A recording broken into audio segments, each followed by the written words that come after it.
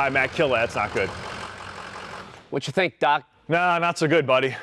You know, today on TruckU, we've got two diesel trucks in the shop. One is a Ford Power Stroke, the other one a GMC Duramax, and both are having a similar problem, which is common with diesel trucks once they get a few years old, and that is they're having a hard time starting and they're having a rough idle when the engine is cold. And the farther north you get, the worse it gets. Now, these trucks are not cheap these days. You know? Not at all. And guys are really relying on these trucks not only for play, but for work as well. So when they're down, and that is not a good scenario. You've got a lot of money invested and you're having issues with the truck running. What it really comes down to is one of two things: oil and fuel. Yeah, the whole concept of the diesel truck is pretty simple. You know what? And we've got diesel experts that are in here with us all the time, and we ask them questions about this, and they're like, look, if the oil's in there and the fuel's clean and it's getting delivered properly, you should not have a problem. What they tell us the biggest problem is dirty fuel in there. And they say, you know, that's an easy thing to fix too, but it's so easy that a lot of guys neglect it. You know, 10 years ago, they didn't have the ultra low sulfur diesel, and they weren't having a lot of these problems. The ultra low sulfur diesel, you don't have a lot of the lubrication qualities you did with that older diesel fuel, so you've got problems with contaminating those fuel lines. You get stiction in those injectors, and that can be part of the problem right there. You know, for us, a lot of times we're going down the road, we get a bad tank of diesel fuel, the truck doesn't want to run. It could be something that simple where you're getting bad fuel, you're not getting that proper delivery, you got a lot of water in the diesel. The other thing too is it could be something simple as a fuel filter. We see that as well. You change out a fuel filter, it's a couple $1 part, it runs magically again. Hopefully it'll be something that'll be that easy to change, because when it comes to swapping out injectors, that's a big project and it costs a lot of money. Yeah, that can be prohibitively expensive. So we got a couple other things we want to check out first. We want to get into the guts of this thing, check to see if the fuel is clean, see if it's getting delivered properly. And even if the injector's hung up a little bit, we can still lubricate that and maybe keep this thing running good. So, yeah, that sounds good. All right, why don't you hop out? One of the things that we noticed when we started snooping around was that up inside the cab we had the water and fuel light came on. So that tells us one of several things. Either we've got water in the fuel, or some junk came down here into the separator and tripped the sensor that's located right down here, and that kicked off the light on the inside of the cab. Now, if you've got water in the fuel, that could cause a couple of different problems. Obviously, if you've got water traveling through the fuel system, you could get some corrosion eventually. Two, you got to think the injector's blasting out the diesel fuel, and if it's not 100% clean diesel fuel and there's water in there, that's going to affect the entire performance of the engine. So what we did, we come down here to this little separator. Most of the time, you can come down here to the separator that's on the housing of the fuel filter, and you can crack open this drain on the bottom and kind of drain the junk out of there, put it back together, and you're good to go. But we've got some time. Like we said, we want to take this whole thing out of here, take it apart, and take a look at it. So here's where the fuel lines come in and they go back, and the water will fall down here. You think about it, because the oil and the diesel fuel actually floats higher, so the water's going to drop down there, and that's where the problem could be. So let's get this out of here and see how bad it is. Now it's time to pull the separator off of the fuel filter, and this is where it gets exciting, because one of several things is going to have happened, right? One, it's clean, and that means that our sensor's throwing up a faulty signal. Two, there's water in there, which means the sensor's doing its job. Three, there could be a bunch of goo in there, which means that the whole filtration process is doing its job. So let's take a look. This is cool. I got that oil draining, buddy. What'd you find? Look at that. I found a bunch of goo. Oh, that is nasty. That's nice. That means that all that stuff's been kind of filtered out of the fuel system over time, right? So everything's doing its job, and that's good, but we can still clean that out of there and clean that sensor. That way it's not going to throw up any faulty readings, because look, where it's all caked in, that's not going to let much water build up anyway. So, well, you know, that's the thing with the diesel engine. Like we said, it's simple things. It's fuel delivery, and it couldn't be something this simple causing the problems we're seeing. You know, just last weekend, we're at the races. We've got a big diesel generator that operates all kinds of stuff. You know, it's got 2 air conditioners running, air compressor, battery chargers, and it's humming along. All of a sudden it dies out for no apparent reason.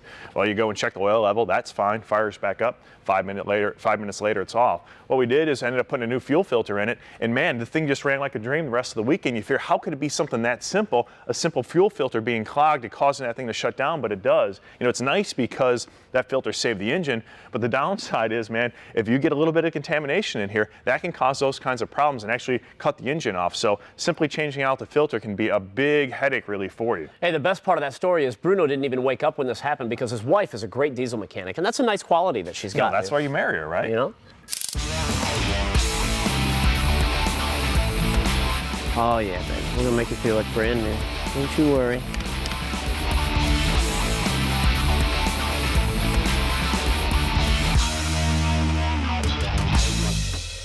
So Matt finished cleaning out our water fuel separator. Man, there was a lot of gunk, a lot of sludge in there. That's all out of the way, and he cleaned up that sensor as well, so we should be good on that end. The sensor should read good. We won't have any more problems. We need to go ahead while we've got it out, though, and actually take out the filter element, make sure that's all cleaned out. I already explained to you guys how important it is to get that filter changed out frequently so you don't have any problems. Anxious to see what we've got to work with here, though.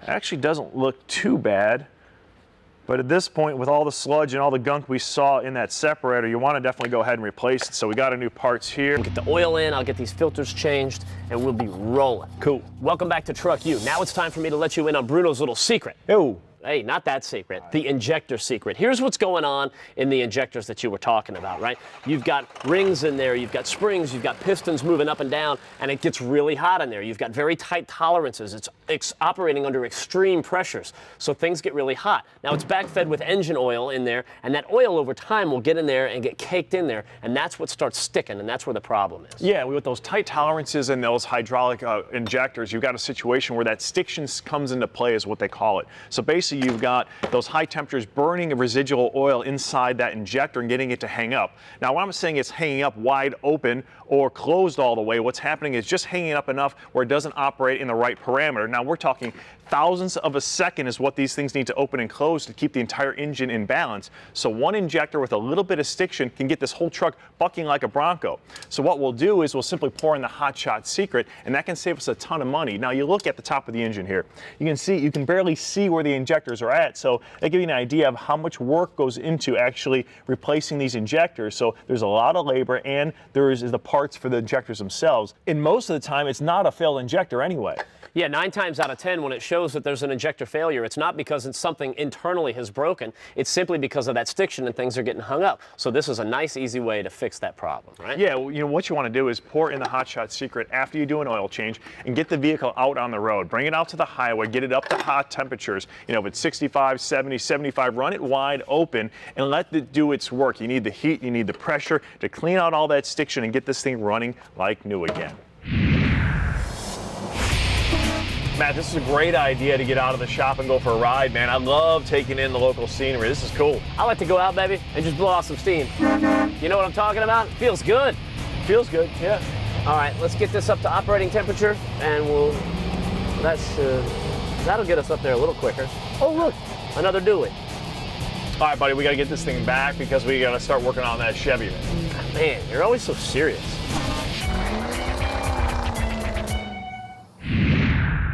We took the Power Stroke back out on the road. Everything is running smooth. One job done and a couple more remain. Now we can come over here and shift our attention to the big GMC. Now, a lot of you guys know when it comes to doing a diesel repair, it can get out of hand quick and get very expensive. Now, what Bruno and I like to do is live up to our reputation and start with the things that are cheap and easy.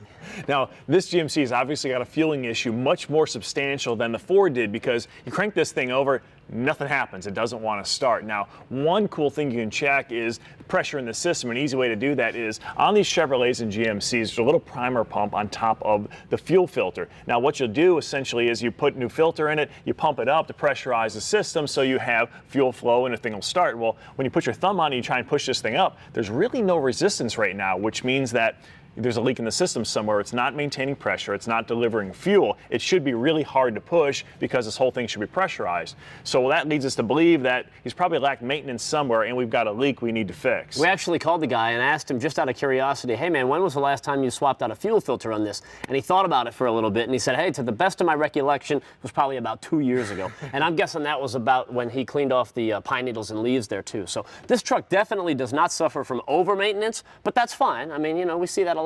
Yeah, I mean, it could be something just simple and cheap, like a filter or the O-rings that go with it to seal everything off. Now, I did look on the top of this filter element, and you can see that right next to the pump, there is a bleed screw that seems to be leaking. It could be losing pressure from right there, and that could be our problem. So we're going to go ahead, put a new filter on it, we'll prime it all up, we'll check out that bleed screw, and hopefully that'll solve our problem.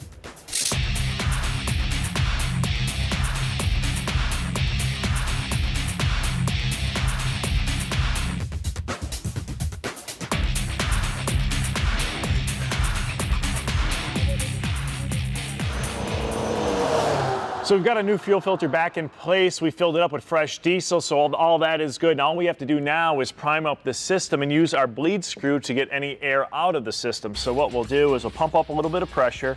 We'll crack this bleed screw like that. And you can see we've got a little bit of air coming out of the system. We'll keep pressurizing it until it comes out. There we go. We've got a steady stream. Lock it down like that and make sure it's all pressurized. Man, this thing's really starting to get hard to push, which means we're starting to build pressure, which is a good thing, at least for now. Hey, Matt, I think we're ready to fire this thing up. You ready, dude? Yeah, go ahead. All right, brother. Magic, it started. Look at that. Doesn't sound the best, but it runs. That's all right, though. That's all right, though. You know, when we were talking to this guy, even before we got the truck, he said when it did run, it wasn't running as smoothly as it possibly could, right? So he runs his programmer in it, and we thought we'd check it out, put it on the diagnostic function and check the balance rate on the injectors. And we noticed that when it's in gear, let's put this in here. All right, they should be within plus or minus 6.0, and we look at the number 6 injector, and that's where the problem's at. So when we come back from break, that's where we're going. Welcome back to TruckU. So today we've been taking the inexpensive road to diesel repair, and it's gone quite well. Take the GMC, for example. We got the balance rates all checked out. Now, let's say what we did didn't work. One of the next things down the line that we could check is right here, the CP3 pump. Now, the CP3 pump is essentially a very high-pressure fuel pump and delivering that fuel to those injectors. Now, when I say high pressure, I'm talking this thing's capable of 30,000 pounds of pressure. Now, if you look at this thing, you can imagine that kind of wear going on with that kind of pressure, you would wear out the seals and gaskets in it. So that was why we would go to that next in line. Now, the price of this thing, though, you're talking between $500 and $700, and the labor involved, if you know what you're doing, it's going to take you about 6 hours. So that adds up really quick, and that's why you can see we started with the inexpensive, easy stuff first. Yeah, because that's like $20,000 or something ridiculous like this. You know, you can get these things remanufactured, but I mean, the deal is with labor like that and all the work it takes to get to this thing, you might as well just put a new one in there so you're not digging it out twice. We need to get this truck back too, right? Yeah, I think he's up. Yeah, he's in a hurry to get this thing back. Let me squeeze in. All right. I'm anxious to see how this thing starts, man. Let's give it a whirl. Ready? Wow. That's way better than when it first came.